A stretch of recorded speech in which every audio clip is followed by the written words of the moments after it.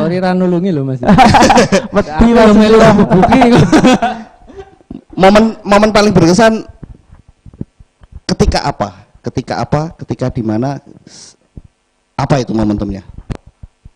Satu momen yang berkesan waktu main di Kabel lagi. Jadi nggak di PSIM, nggak di PSS. Kalau PSS sama PSM banyak lah kalau diceritakan. Ya. Di Kabel lagi waktu itu ada bunyi sirine gitu. Satu stadion otomatis diem, termasuk pemain dan wasit tweet gitu, diem pemain dan semua mengarah ke sumber sirine di jalan berdiri. Kita kan orang-orang yang pinggir jalan itu kelihatan berarti. Enggak kelihatan Mas. Enggak kelihatan. Karena ada di dalam stadion kan. Oh, ada tribunnya ya. Ada tribun. Itu suaranya di luar di jalan, di jalan. Oh, itu sirine apa enggak tahu? Enggak tahu. Satu stadion termasuk penonton semuanya ngadep ke arah sirine. Kita ikut-ikutan tok toh. Oke. Oh, setelah pertandingan saya tanya, kenapa tadi ada bunyi sirine? Semua diem. Itu bentuk rasa hormat kita terhadap orang yang ada di dalam sana, karena di dalam sana pasti ada orang sakit. Kalau nggak ada orang sakit pasti ada orang mati gitu. Jadi itu yang sampai sekarang berkesan, bahwa empati itu kadang di negara yang katanya sopan santunnya tinggi aja kayak di Jogja itu orang ada ambulan gitu malah ke tengah-tengah gitu kan. Di sana loh lagi main bola ngadep, bahkan yang mepet tembok Mas, tembok stadion, dia ngadepnya ya ke tembok gitu aja gitu. Berarti langsung disemprit wasit, berhenti dulu gitu. Prit gitu. Itu ternyata sumbernya apa tadi Mas? Ambulans. Yang gitu. di dalam sana tuh maksudnya pasien yang di dalam ambulan ya? Gimana? Pasien yang di dalam ambulan itu ya? Yang apa? Tadi yang untuk penghargaan yang ada di dalam sana itu yang ada di dalam ambulans. Betul. Itu berkesan. Kalau di Aceh kan ada suara azan ya. Itu normal lah saya pikir. Itu yang luar biasa empatinya. Berarti nggak tahu itu misalnya kalau ambulan dia entah bawa pasien atau enggak, tapi itu keadaan yang genting harus menghormati, berhenti dulu semua. Betul. Kalau di sini tiririt kita harus hormati. Ternyata orang nyewa patwal. Sorry ya, kenyataan ini. Nggak tahu siapa yang nyewa, sewa aja. Kita harus minggir pokoknya. Habis itu viral ya Mas ya. Habis itu viral. Moga Mas. Dari apa? Dari Timor Leste terus balik ke Jogja. Berarti nikah habis itu. Nikah. Itu kompetisi tanah air masih udah lanjut. Udah balik lagi. Udah mulai terus gabung sama PSIM. PSIM waktu itu 2000 ISC 16. Iya, 16. Pelatihnya Mas Irwan. Oh, mulai Mas Irwan. Mas Irwan berarti kepala ya pelatih. Oke. Mulai ke PSIM, feel-nya gimana setelah dari Timor Leste terus balik lagi ke sini? Apa ya sama aja tuh? Feeling good. Bagus lah, karena memang kalau secara di luar profesional saya memang kalau tim saya supportnya PSIM gitu loh. Biru berarti. PSIM gitu. PSIM. Jadi termasuk pindah ke PSS waktu itu juga banyak pro kontra. Kalau balik ke PSM ya oke aja gitu loh. Tapi sepak bola ya profesional kembali lagi. Ya, mau kemana kita mau hatinya kemana itu boleh, tapi kan kalau soal karir kan tidak boleh menghambat juga. Artinya misalkan banyak juga pemain-pemain di luar itu saya ini tapi main di mana aja ya sepak bola karena sebagai pemain. Iya, nggak masalah. Gitu. Iya. Gini Mas, cerita-cerita menarik gitu di sepak bola. Di DIY khususnya ini kan banyak tim di DIY, ada PSS Sleman di Liga 1, sekarang PSIM di Liga 2, terus ada Persiba juga gitu. Nah kebetulan Mas Johan Harga ini pernah di PSIM, pernah di PSS. Kalau secara dari sisi pemain itu Mas, dari sisi pemain gitu untuk penghidupan, untuk kesejahteraan main di tim lokal DIY itu menjanjikan nggak sih Mas? Kita mau bicara untuk kaya atau untuk hidup? Atau untuk modal? Kalau sekedar untuk hidup, makanya itu yang bikin pemain-pemain Jogja kadang terjebak di zona nyaman mereka. Mereka digaji anggap saja 7 juta. 7 juta di Jogja itu biaya hidup sangat murah. Iya. Untuk hidup suami istri aja cukup gitu kan. Lebih dari Ya. cukup Lebih ya. dari cukup. Nah, itu kadang yang menjebak mereka. Padahal di luaran sana 7 juta itu apa gitu. Iya. Untuk pemain bola.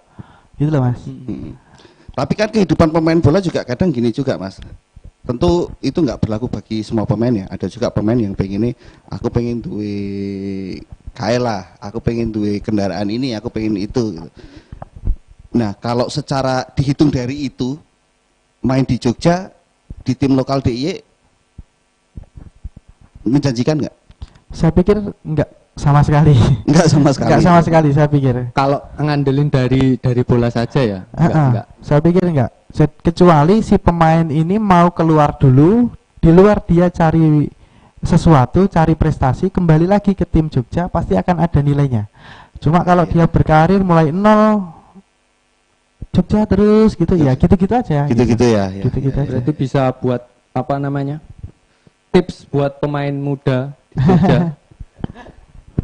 Keluar dulu. Ya, keluar maksudnya. Tapi ada dua juga akhirnya nanti kemungkinan yang terjadi. Kemungkinan pertama adalah kembali lagi ke sini sebagai bintang karena merasa dibutuhkan oleh tim lokal DIY. Yang kedua karena gelem ra gelem aku tadi mbok-mbokan ya mental, aku pengen pulang berapapun yang ditawarkan ya tetap saya terima. Tapi terus saya kemarin keluar buat apa kan?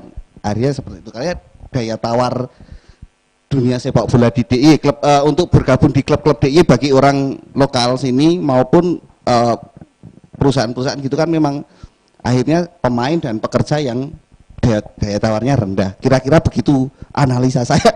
Akhirnya digaji ya kamu take it or leave it gitu segini. Mau nggak? Kalau kamu nggak mau ngambil ya silakan kamu di klub luar DIY gitu.